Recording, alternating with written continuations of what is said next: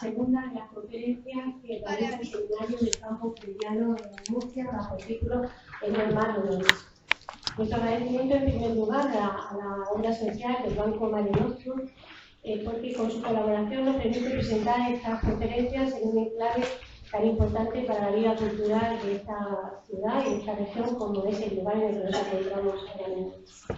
La conferencia de hoy, con el sugerente título ¿Qué es un hombre normal?, va a ser dictada por el doctor Jean-Louis Bosch, doctor en psiquiatría, psicoanalista, es el fundador, junto con Jacques Alain Miller, de la École de la Poste Freudienne y es miembro de la Asociación Mundial de Psicoanálisis. Queremos agradecerle que haya venido desde tan lejos, tomando tantos puentes aéreos, con tantas vicisitudes además. Ha sido un viaje difícil y que esté aquí para compartir pues, su experiencia y su saber hoy con nosotros en esta conferencia y mañana pues, seguiremos con la formación psicoanálisis que hacemos en el seminario de campo freudiano de Murcia. Estamos en un mundo realmente muy complejo. Los avances en medicina, los avances científicos, los avances tecnológicos nos están orientando a un futuro realmente incierto que no sabemos muy bien qué expectativas nos esperan, algunas parecen hasta de ciencia ficción. Esto unido a un desplome de valores, un desplome de las ideologías que parecían imperecederas hasta hace no mucho. Fenómenos sociales como el racismo, la inmigración, el terrorismo, que están cogiendo unas formas nuevas, difíciles de comprender. Un capitalismo que adopta una brutalidad en los seres humanos que está produciendo una incidencia tampoco que podemos sospechar lo que va a traernos en el futuro. Y todos estos cambios se están haciendo a una velocidad de vértigo que nos ocasiona a todos muchos interrogantes. Esto nos aboca a la necesidad de poder encarnar tiempos para pensar, para encontrar brújulas que nos permitan entender algo de la locura del mundo. En ese marco, en esa inspiración, desde un punto de vista psicoanalítica, porque estas conferencias se llaman así, reflexiones del psicoanálisis, con esa orientación, con esa inspiración vamos a escuchar hoy esta conferencia. Sin más, dándole la bienvenida de nuevo a esta ciudad, les dejo la palabra y les doy la palabra al doctor. Muchas gracias. Antes de todo, quisiera agradecer a mis colegas del Instituto Freudiano de Murcia por la invitación y también agradecer a las personas que están aquí esta tarde para compartir esta conferencia. Tomado como título ¿Qué es un hombre normal? Eso es una pregunta y a esta pregunta se puede responder de varias maneras.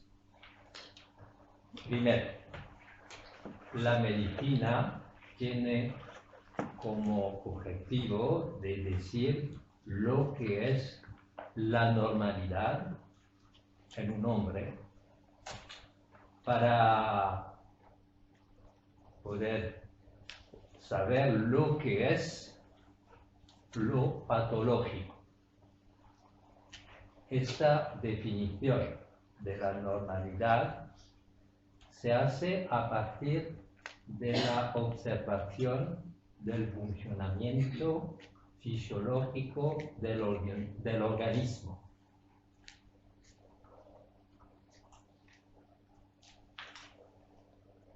Y de la medida de las constantes biológicas. Así, hay una medida normal de la temperatura del organismo, del ritmo cardíaco, por ejemplo, del número de los glóbulos rojos en la sangre, pero también hay una latitud más o menos importante de estas medidas y hay variaciones que dependen de la edad o del sexo. Pero cuando se trata del peso o de la talla, tenemos una evolución que se nota a través de la historia de las sociedades humanas. Un epistemólogo francés, Georges Canguilhem, que fue médico y también filósofo, en un trabajo muy importante sobre lo normal y lo patológico, mostró que la noción de normalidad conoce una extensa variación cuando se la consideramos a partir del nivel individual. Así, un organismo privado de una de sus funciones esenciales, como la vista, puede ser dicho patológico, pero el individuo que sufre de no ver bien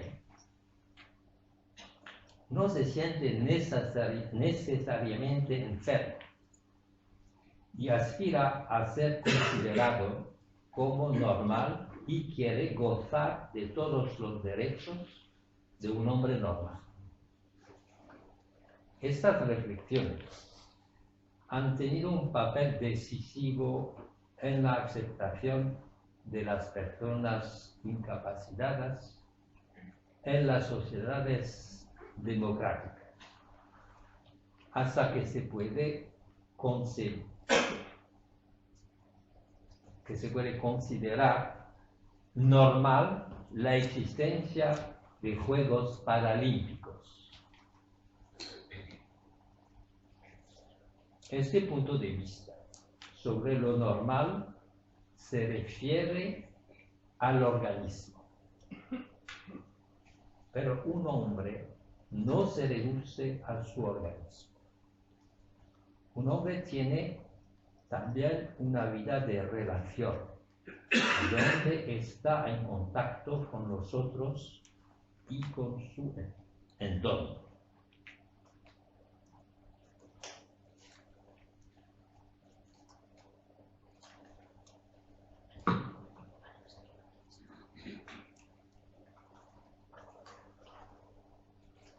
Segundo punto. Sobre el individuo en su vida de relación, hay un punto de vista que se refiere al cientifismo. El cientifismo de esta posición consiste en la observación del comportamiento del individuo y de la medida de las correlaciones de este comportamiento al nivel biológico y sobre todo al nivel de las funciones del cerebro. El progreso técnico que ha rendido posible la observación del funcionamiento del cerebro a partir de la imagen cerebral da el sentimiento de poder objetivar todo el comportamiento humano. Y a partir de eso, toda vida humana.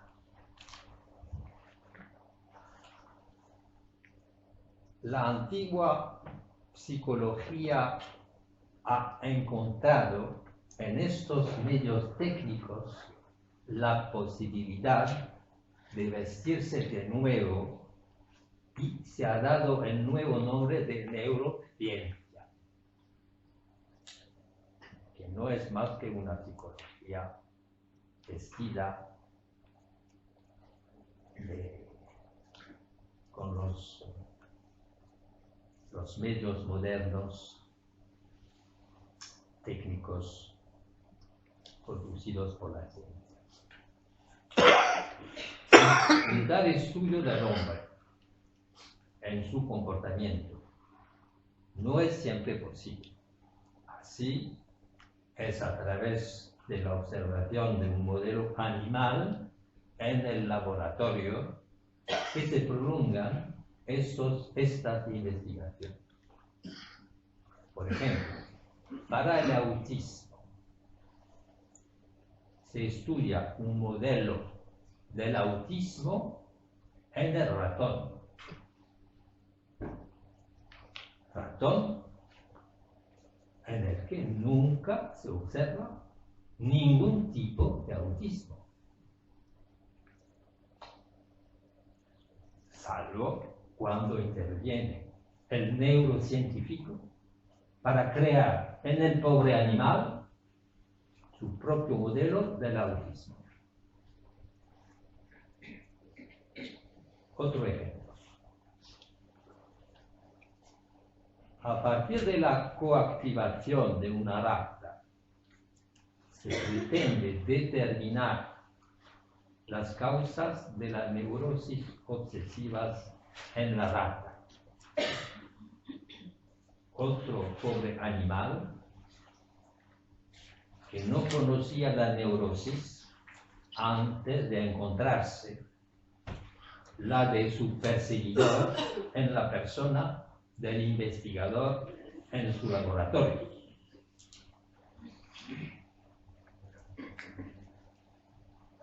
Hace 2 días leí las conclusiones de una investigación sobre el sistema matrimonial en el topillo de la pradera.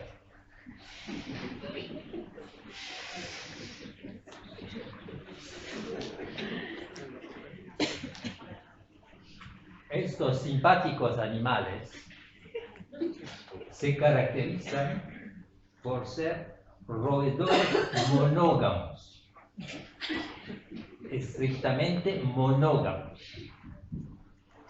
que forman un fuerte vínculo de pareja para toda la vida. Investigadores han observado que la inyección de una hormona sexual, la oxitocina, que modifica completamente el funcionamiento del cerebro, puede convertir este eterno monógamo en un polígamo frenético.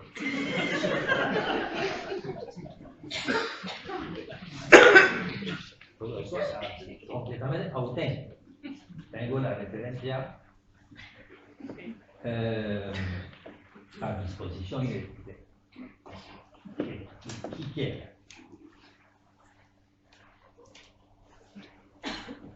En estas manipulaciones, la tecnología y el uso de los productos que resultan de los progresos de la ciencia física suplen a la ausencia de toda reflexión sobre la existencia humana.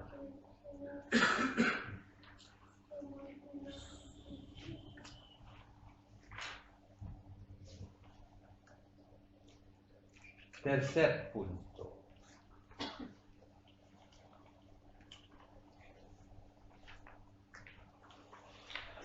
Freud, con su descubrimiento del inconsciente, abrió un campo totalmente nuevo a la interrogación sobre lo normal en el hombre.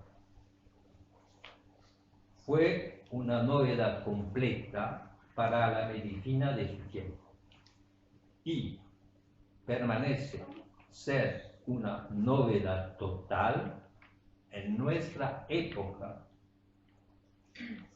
dominada en este sector por el cientifismo cognitivismo.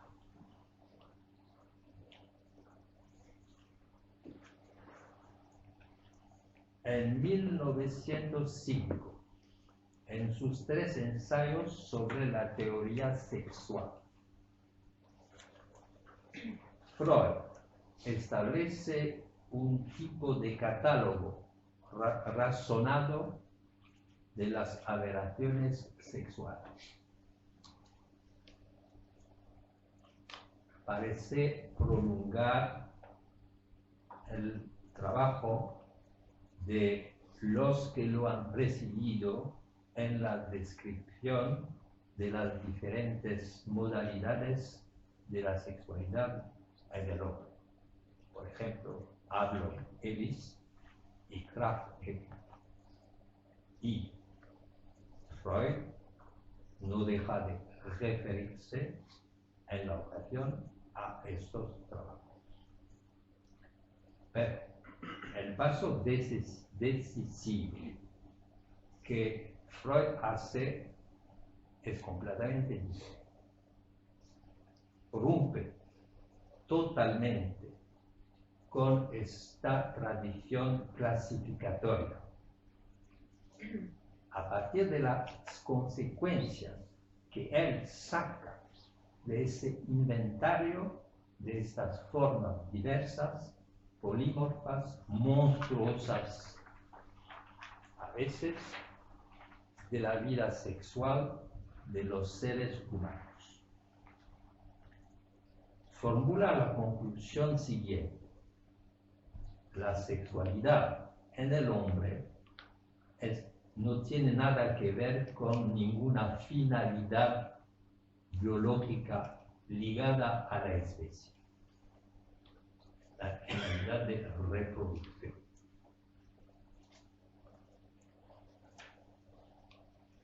El sujeto tiene que ver con lo que Jacques Miller una vez llamó el sexo no biológico, el SNB. Es decir, una sexualidad fundamentalmente contra natura.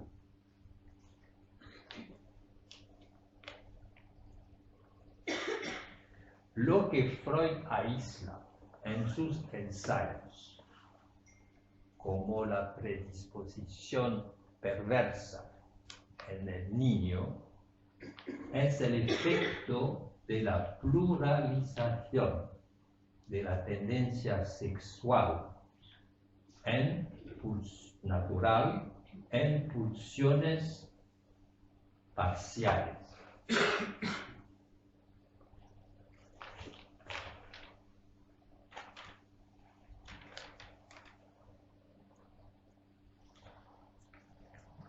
Freud nota la prevalencia que pueden tomar algunas partes del cuerpo en la práctica sexual y alista así funciones parciales ligadas a estas partes del cuerpo. Por ejemplo, subraya que la boca puede ser utilizada como órgano sexual, lo que representa una perversión si hacemos una comparación entre su uso sexual y la destinación natural de este órgano.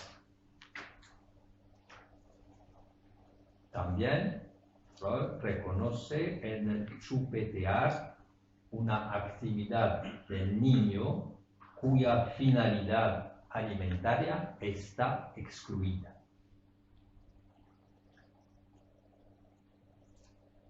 Liga esta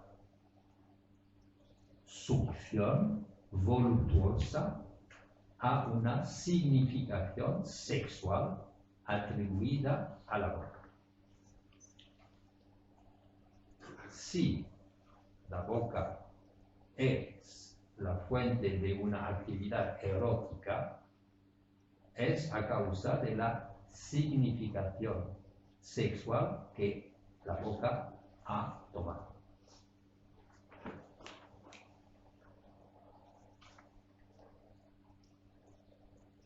Lo que se puede deducir de la descripción de la sexualidad humana que nos da Freud es que la sexualidad en el ser humano no se relaciona a una finalidad, la de la reproducción, como la puede concebir un biólogo cuando se refiere al estudio de una especie animal.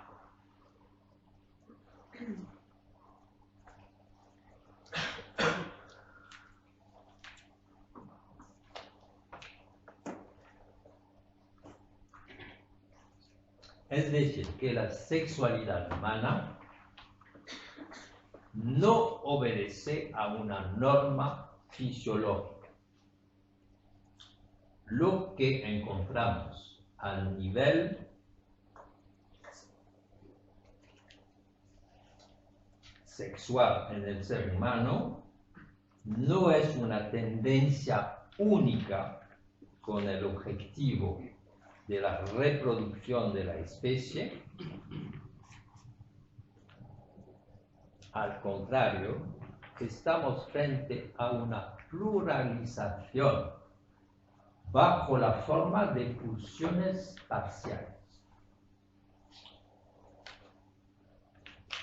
Estas pulsiones parciales, que son 4, oral, anal, vocal y scópica, tienen como único objeto la búsqueda de la propia satisfacción.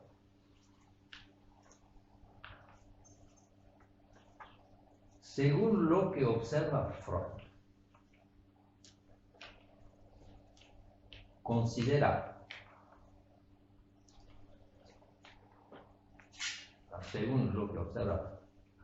según lo que observa, Freud considera que no hay una sexualidad normal,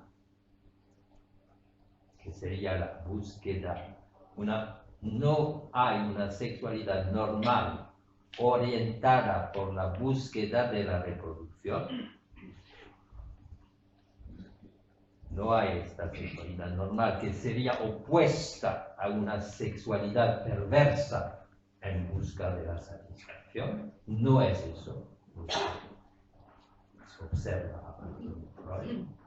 Lo normal es la existencia de las pulsiones parciales. Y esas pulsiones parciales no se limitan al niño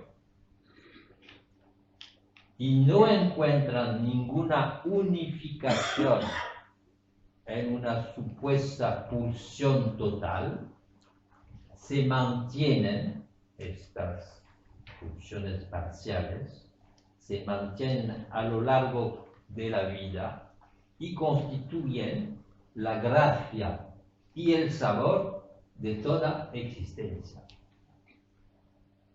Vas a pensar en lo que sería la vida de una civilización humana sin el goce de la pulsión oral que se realiza en el arte de la conversación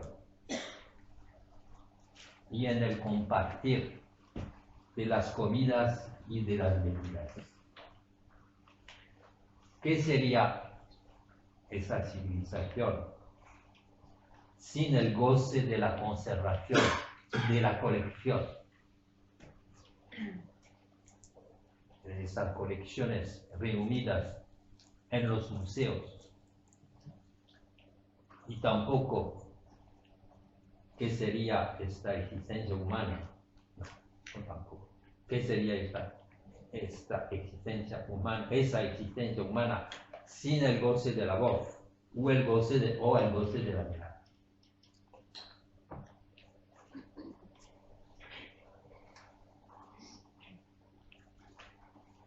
Lacan ha dado una respuesta al porqué de esa pluralización de una supuesta tendencia natural. Él consideraba que esa pluralización era un efecto de la introducción de la estructura del lenguaje en el organismo del único ser que habla, es decir, el hombre.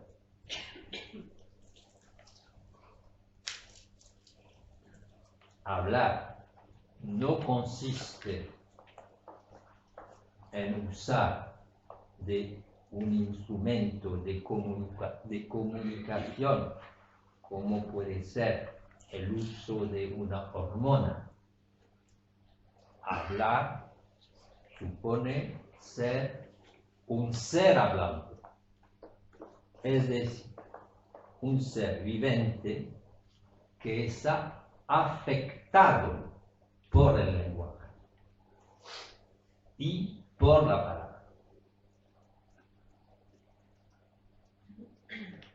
La primera cosa que podemos notar en la relación de un ser humano con el lenguaje es que antes de hablar y de poder usar de una lengua, el ser humano está afectado por la palabra, por la lengua, por las palabras.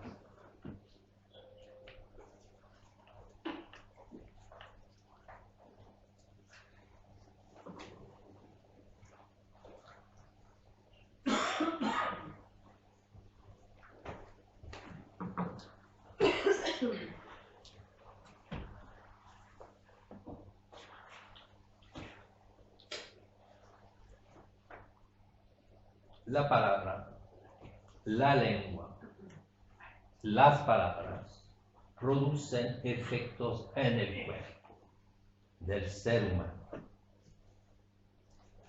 Aquí no nos referimos a un organismo, ni tampoco a un individuo que es miembro de una especie. Estamos con un sujeto singular que habla y que tiene un cuerpo afectado por la palabra. Es decir, que tiene un cuerpo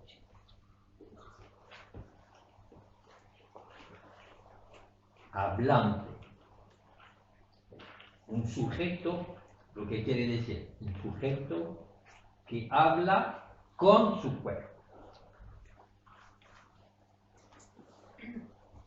Así, la estructura del lenguaje introduce en el vivente una pluralización de la tendencia natural en funciones parciales.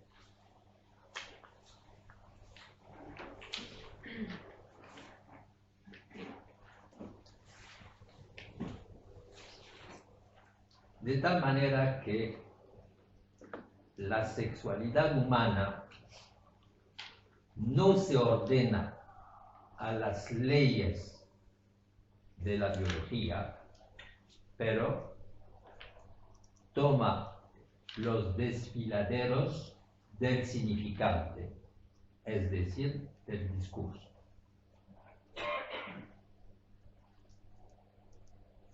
Es porque, por esta razón, la sexualidad humana aparece polimorfa, disparadora, perversa, cuando la comparamos con la finalidad biológica de la especie.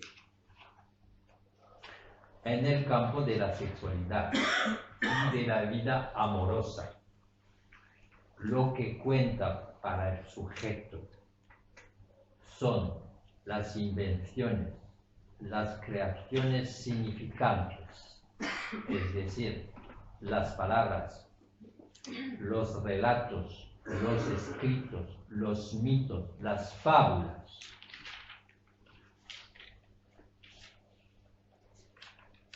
Amar no lo podríamos concebir fuera del registro del discurso.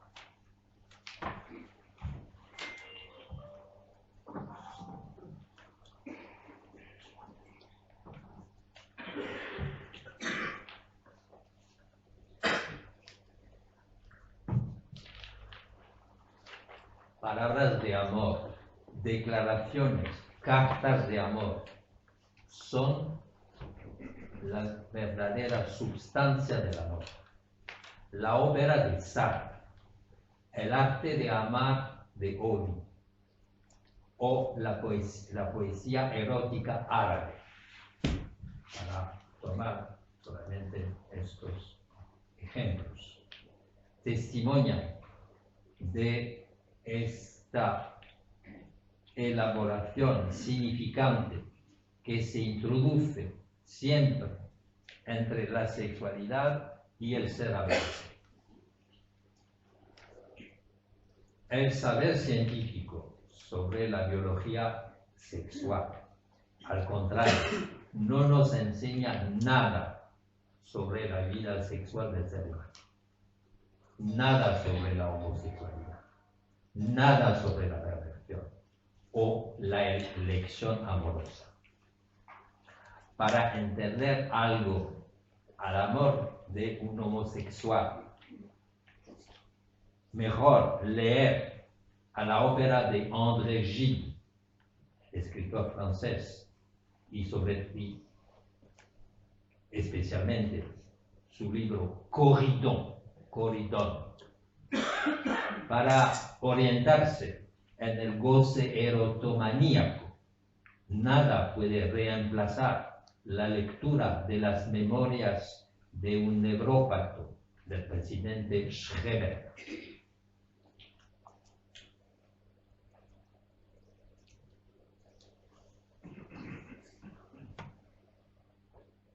Lo que podemos considerar a partir de esta introducción en el organismo humano de los efectos del lenguaje es que la única enfermedad de la cual sufrimos en cuanto ser hablante es la que resulta de la introducción en el vivente del parasitismo del significado.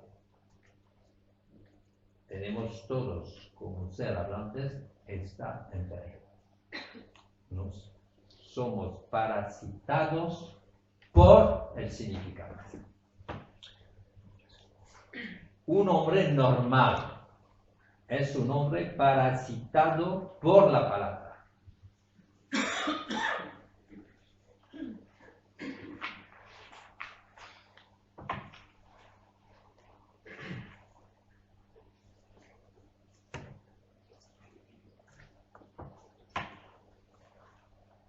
El parásito es un organismo que vive a costa de un otro llamado huésped. Y la pareja del parásito y de su huésped es un caso límite de la relación predador-presa. Generalmente, los parásitos son organismos cuya evolución está caracterizada por la pérdida de algunos órganos cuya función está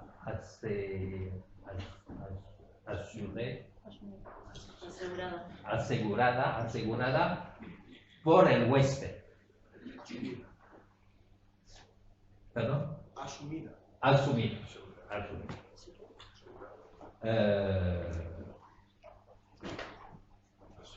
Y en ciertos casos, el comercio de las dos parejas puede alcanzar a un refinamiento turbador. Las mutaciones del parásito tienden a reducir su virulencia a un nivel de tal manera que el huésped está en capacidad de soportar este parásito. Mientras que las adaptaciones del huésped sirven a mantener bajo control el parásito. La vida no está solamente afectada por tales agentes naturales. Así, hay un parasitismo muy singular, donde se ve el organismo del ser hablante abandonado a un extraño predador. Este parásito es el lenguaje, bajo la forma de la lengua y de la palabra.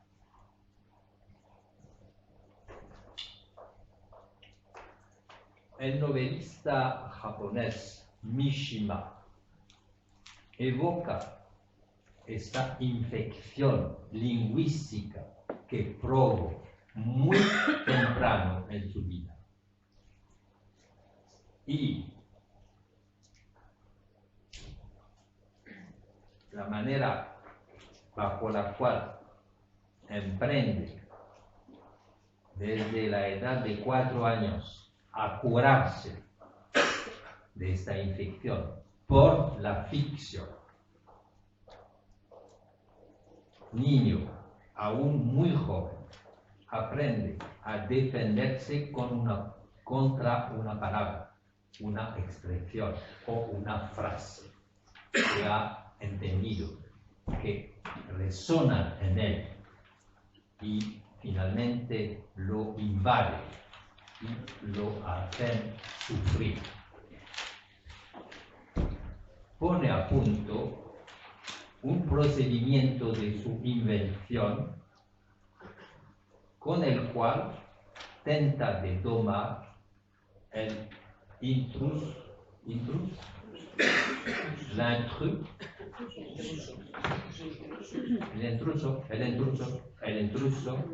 lingüístico para neutralizarlo. Inserta la palabra o la expresión en una suerte de historia breve que se repite y se esfuerza de retener de memoria mientras lo tenga aún el uso de la escritura. Esas salmodias silenciosas templan un poco la virulencia del símbolo y suavizan la quemadura de la lengua. Más tarde, notará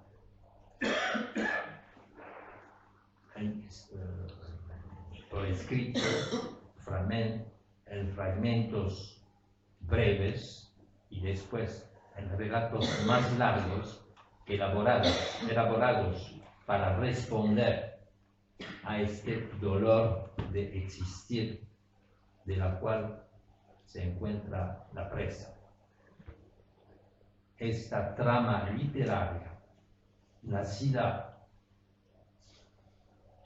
para defenderse de la intrusión del lenguaje en él, constituirá la matriz de sus novelas de la edad adulta. Así la ópera del escritor aparece como una modalidad de cura del traumatismo que el lenguaje inflige al vivente. Este desgarrón originario que el símbolo impone al organismo biológico corta el cuerpo y denatura sus funciones. El ser hablante se encuentra frente a sus órganos, de los cuales se encuentran embarazados, y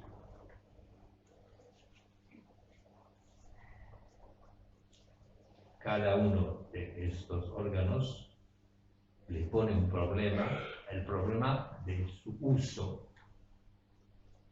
Ahí donde, y al contrario, en el ser natural, que es el animal, guiado por el saber seguro del instinto, inscribe sus órganos armoniosamente, sus órganos y sus funciones, inscribe estos órganos en el medio de una manera armoniosa, en el medio donde se realiza. Por ejemplo, el joven pájaro, una vez alcanzado la edad que conviene, será automáticamente precipitado fuera de su nido y sabrá, instinto, hacer uso de sus alas para levantar el vuelo. Al contrario, en el ser humano, por ejemplo, la estación de pie que caracteriza esta especie humana no sabría reducirse, no la podemos reducirla a una tal programación o casi sencilla. El momento en el cual, por la primera vez, el niño se pone sobre sus piernas a la superficie del mundo, es siempre vivido como una conquista subjetiva inolvidable. En una película admirable, el cineasta francés Robert Bresson, el director Robert Bresson, había sabido expandir su relato con el ballet de mozos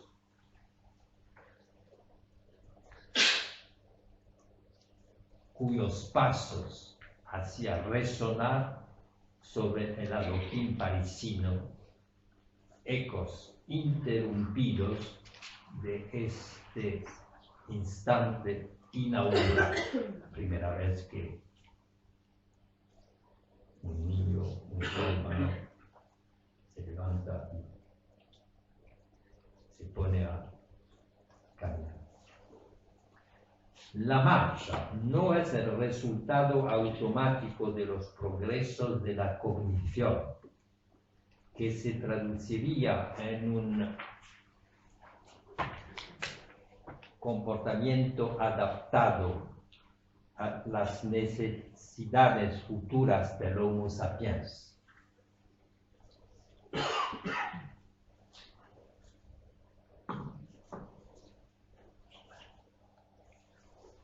Para tenerse de pie, el sujeto humano debe asumir su organismo en cuanto cuerpo y debe encontrar el uso adecuado de cada uno de sus partes para asegurarse de su marcha.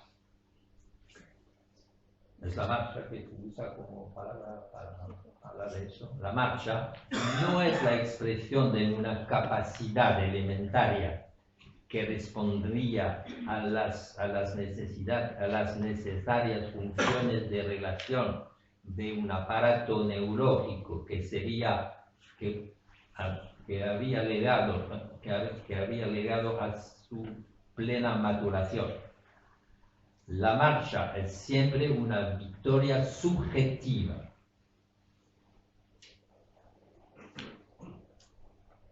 Conquistada sobre un organismo en presa al más importante desorden de sus funciones. Se trata de un acto del cual emerge una subjetividad nueva y hay de aquel que lo olvide. La asunción de la marcha por el ser humano se inscribe siempre en una dialéctica subjetiva donde encuentra su significación más auténtica. Y por esta razón, ningún paso parece a otro. Cuando se conoce bien a una persona, se reconoce su paso. Y este paso se lo acecha con angustia, como el anuncio de una amenaza, o se lo espera con el corazón palpitante, como la promesa de la vuelta del ser amado.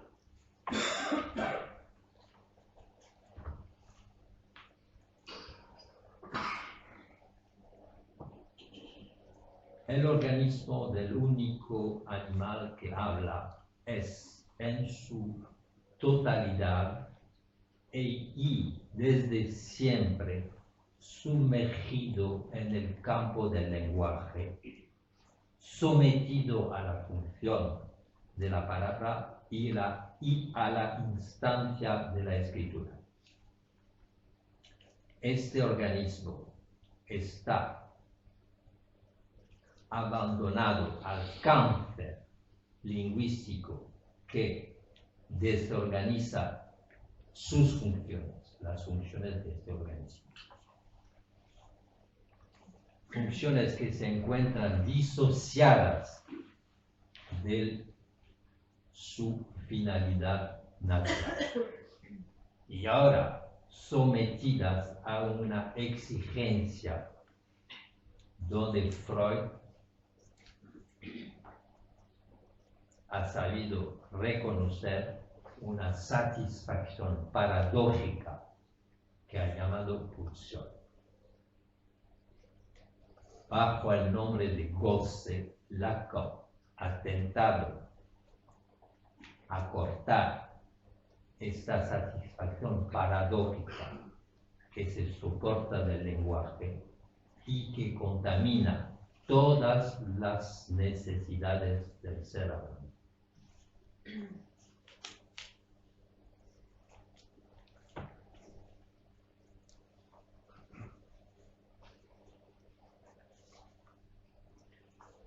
Es a partir de este traumatismo del lenguaje con sus efectos en el cuerpo que se deben considerar las manifestaciones sintomáticas que encontramos en la clínica.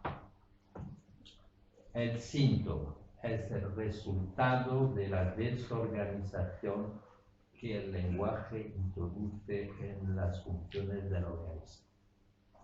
Es decir, que un ser hablante tiene siempre síntomas. Un hombre normal es un hombre que habla, que está afectado por la palabra y que tiene síntomas. No hay sujeto sin síntomas. Pero un hombre no es solamente un ser sometido a las exigencias de sus pulsiones parciales, porque el lenguaje tiene este otro efecto. Tiene un efecto de goce, pero tiene otro efecto. El otro efecto es ese. A través del discurso, el sujeto está sometido a la relación con el otro, que el lenguaje viene del otro.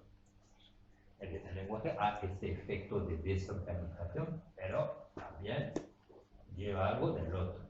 Entonces, con el lenguaje se introduce en la vida del sujeto esta dimensión del otro. Y dimensión del otro a través del discurso, donde se inscriben el deseo y el amor. De tal manera que un sujeto, es decir, un ser hablante, se enfrenta a una dialéctica donde intervienen el goce, el deseo y el amor. En el goce, el sujeto mantiene una relación autística con su satisfacción. El deseo y el amor lo introducen a una relación con el otro. El ser hablante traumatizado por el significado se encuentra frente a sus órganos sin saber qué hacer de ellos.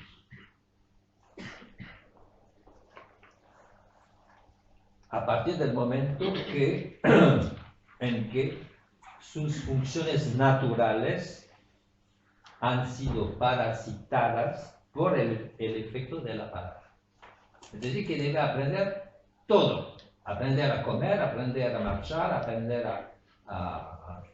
todo, a respirar, a urinar, etcétera, etcétera. Todo eso está enseñado por el otro. Y en esta perspectiva el sujeto tiene la posibilidad de adherir al campo de los discursos establecidos que le dicen qué hacer con su cuerpo. Y aprenderá que el cuerpo sirve al amor y al deseo. Toda una parte de la educación está así asignada al aprendizaje de las soluciones típicas, de las soluciones sociales que ayudarán al sujeto para resolver el problema que le pone el buen uso de su cuerpo y de las diferentes partes de su cuerpo.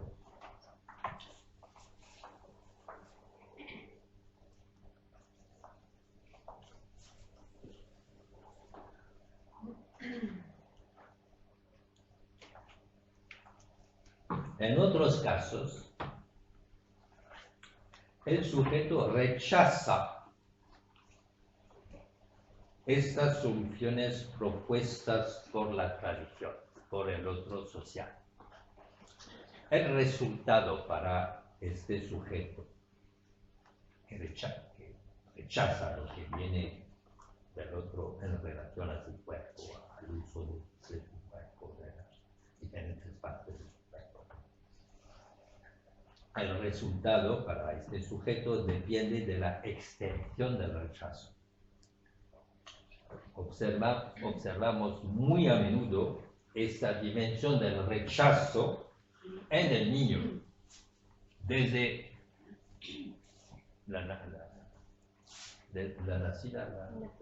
desde el nacimiento.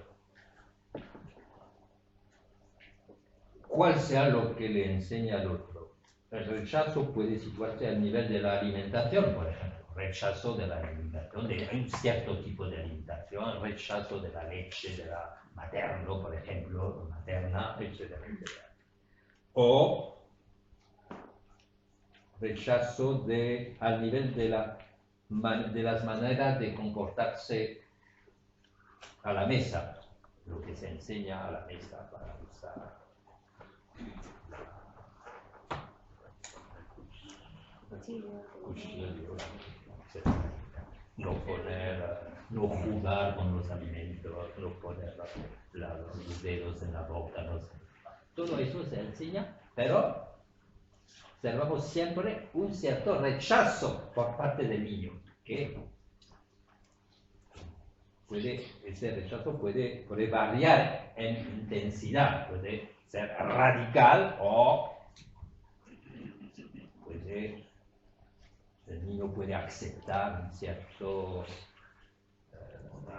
cosas que vienen de también al nivel del vestido. Que cuando se quiere vestir a un niño muy joven, él puede rechazar lo que le propone la madre o el padre. Al nivel de todas otras reglas sociales, del comportamiento con los otros, la manera de usar de su cuerpo en ciertas situaciones, el niño puede aceptar o rechazar, y observamos siempre un cierto rechazo. Se ve que no es una cosa muy sencilla esta aceptación de lo que viene del otro para saber cómo hacer con el cuerpo y las diferentes partes del cuerpo. Este rechazo puede ser muy importante, muy fuerte en el momento de la adolescencia, eso se ve con fuerza, y el sujeto adopta en relación a su cuerpo propio comportamientos que se inscriben en oposición frontal a las reglas de la tradición familiar o social. Este rechazo afecta todo lo que puede ser en relación con el cuerpo, el vestido, el pelo, el maquillaje, el consumo de drogas, de alcohol, etc. Cuando todo eso, la relación entre la singularidad radical del sujeto y lo que viene del otro, cuando esta dialéctica se traduce al nivel del sujeto bajo la forma de un síntoma que se revela insoportable para el sujeto, no para la familia, para el sujeto. La consulta al psicoanalista abre una vía que permite al sujeto de inscribir su singularidad en la relación con el otro. Es eso, el objetivo más general de la cura analítica. El primer paso en esta dirección se hace cuando el sujeto se inscribe en la relación analítica. Es decir, cuando el sujeto consiente a la dimensión transferencial, donde se encarna la relación al otro. Bien, muchas gracias.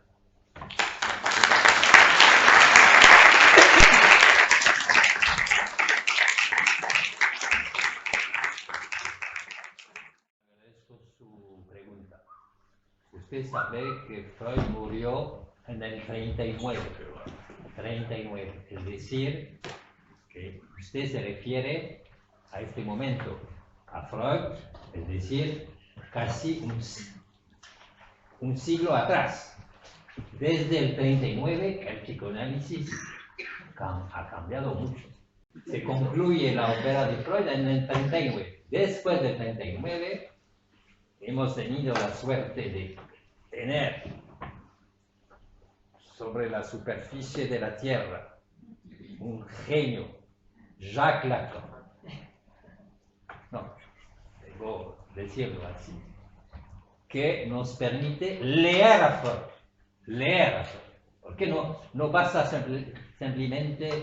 sencillamente asociar las palabras, hay que entender lo que decía Freud.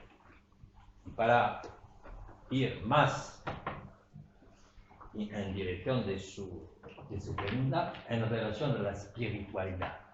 Lacan no tenía la misma posición que Freud en relación a la religión y en relación a la espiritualidad. Por ejemplo, Lacan dio una conferencia en los años 70, creo, del siglo pasado, sobre el triunfo de la religión. Fue en los años 70, en el momento donde no se creía lo que estaba diciendo. Y ahora encontramos ese triunfo de la religión. Sobre toda la tierra se ve la potencia increíble que puede tener una religión. Según Lacan, sobre este punto, Lacan no está de acuerdo con Freud. No considera la religión como un fenómeno imaginario. Lo considera, al contrario, como una potencia real.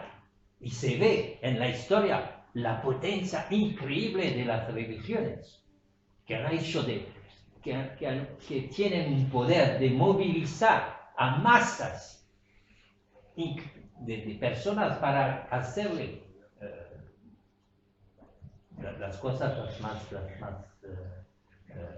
condenadas por el resto de la humanidad, que se mantiene un poco fuera de este fanatismo religioso. Eso es una realidad, es un real, lo debo considerar. A nivel de la espiritualidad, tenemos un testimonio muy interesante. Es el testimonio de una religiosa francesa que publicó su análisis con el doctor Lacan. Y esta religiosa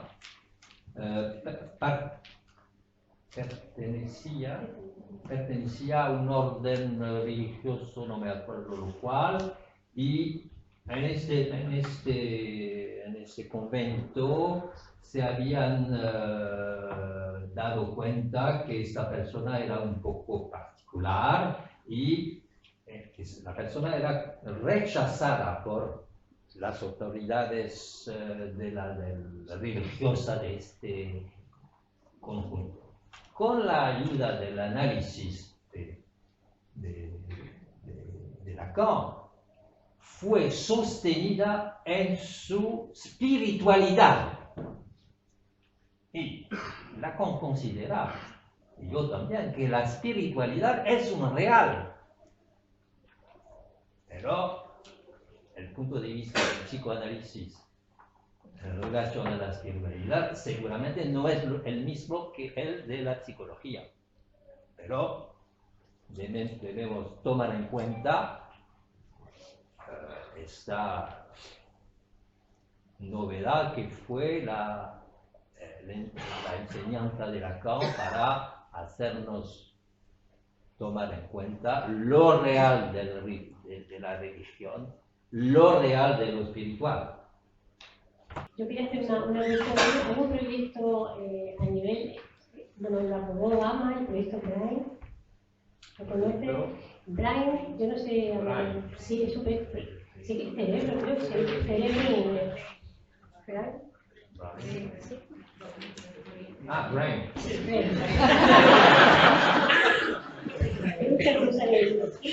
Es un proyecto que aprobó una administración Obama y que dirige un neurocientífico español que se llama Rafael Yuste y que consiste en, tiene mucha relación con lo que ha dicho al principio de las ratas, ¿no? Consiste en descubrir el funcionamiento exacto del cerebro y exacto, del cerebro, exacto. Lo ha dicho, él lo dice así, hay una entrevista que hizo hace poco Iñaki Gabilondo, están saliendo muchos medios de comunicación. Entonces lo que pretende es descubrir el funcionamiento de un cerebro normal, cómo funciona el cerebro normal, para poder eso llevarlo a muchos campos, ¿no? Eso claro, abre un campo muy cierto, muy tenebroso y que causa mucha angustia, ¿no? A él no le causa ninguna angustia. Él piensa que después de alcanzar el descubrimiento se va a llegar a un humanismo perfecto, porque con ciertas luces, lo han comprobado en ratones, que dependiendo ciertas luces en la cabeza se producen ciertas conductas, ¿no? Entonces, el mundo un poco el mundo considera, el mundo de la neurociencia considera que existe el hombre normal, y que se puede conseguir mediante tocando físicamente el cerebro llegar a la normalidad, ¿no? Porque la idea de que lo normal, es verdad que todos estamos capacitados por el lenguaje, pero la gente considera que hay unos más y otros menos. Y uno se considera, yo estoy más normal, y otro está, yo soy que no es normal, ¿no? Entonces, esa tendencia existe, eso es real, y vamos a hacer una locura. No, es el fantasma de las neurociencias es tener un poder sobre los otros. Es claro que eso existe, es una posibilidad. Y los resultados de la psicología experimental, de la psicología cognitivista, de la psicología de las neurociencias han servido a las torturas en Irak. nunca se puede usar el psicoanálisis para torturar. Es imposible, porque el psicoanálisis existe solamente cuando el psicoanalista, y fue Freud el primero a hacerlo, renuncia a todo poder sobre el otro.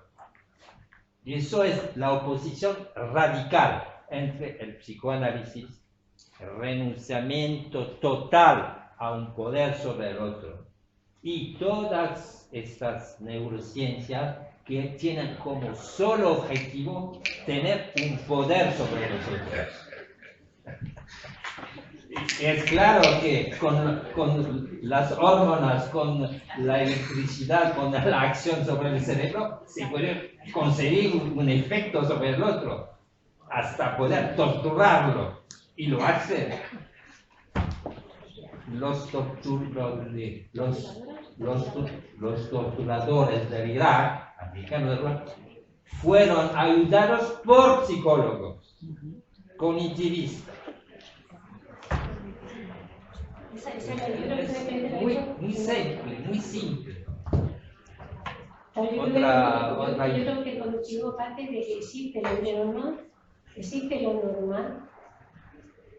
Me parece que más allá de esta consideración sobre lo normal, el poder, porque ya tienen el poder sobre el pobre animal. Se verifica que cada día en los laboratorios se ejerce un poder sobre el pobre animal.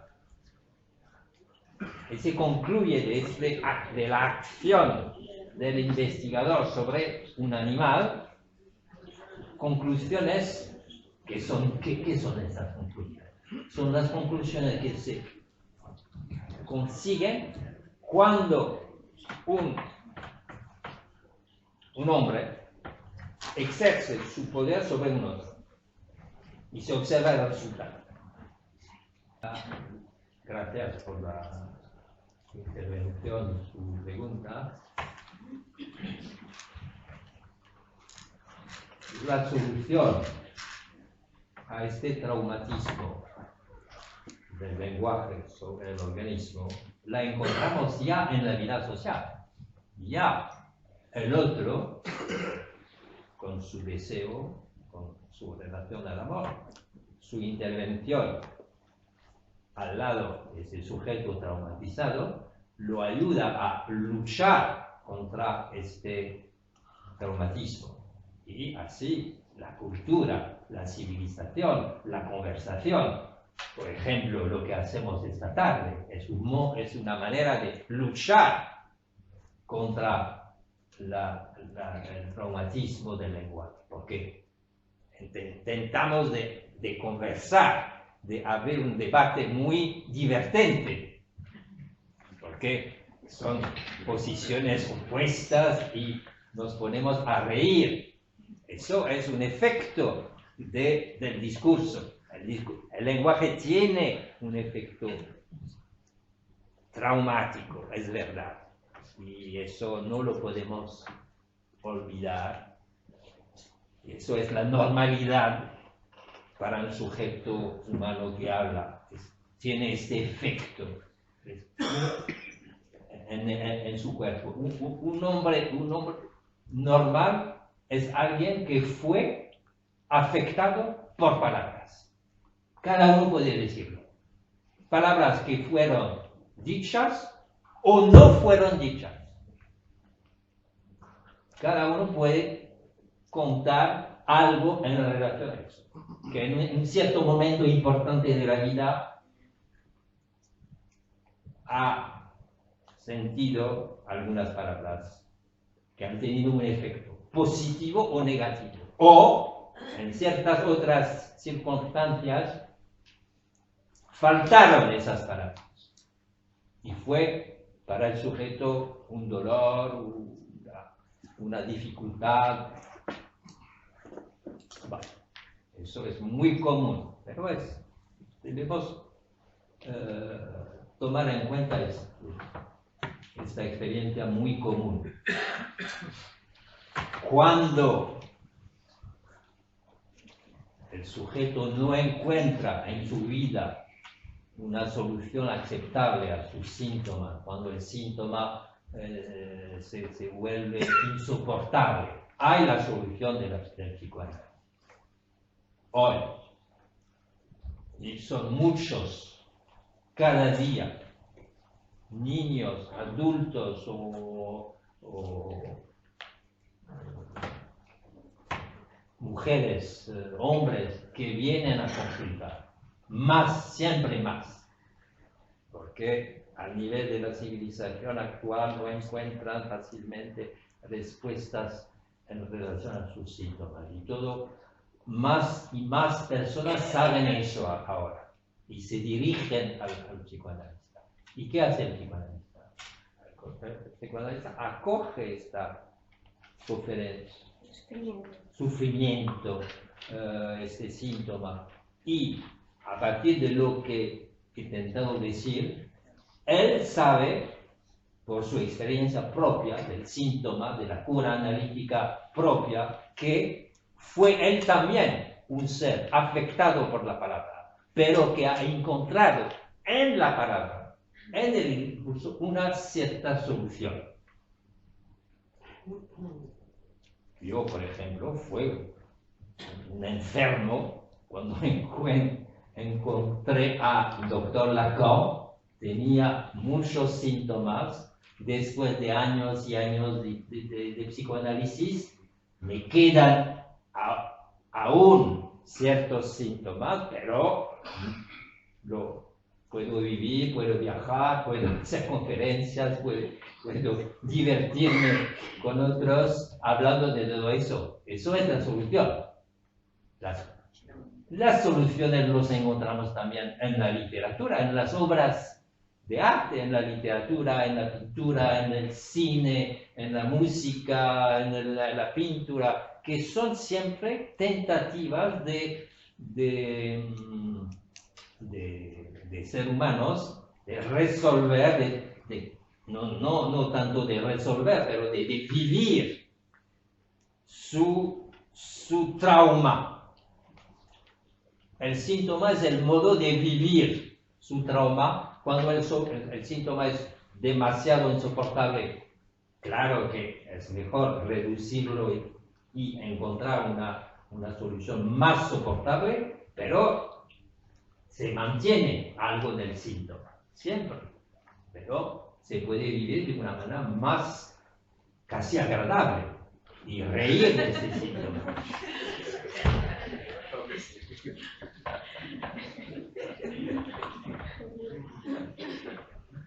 Yo creo que en este punto de humor lo vamos a dejar. Le agradecemos muchísimo otra vez al doctor que haya venido y a todos ustedes. Muchas gracias por venir. Gracias.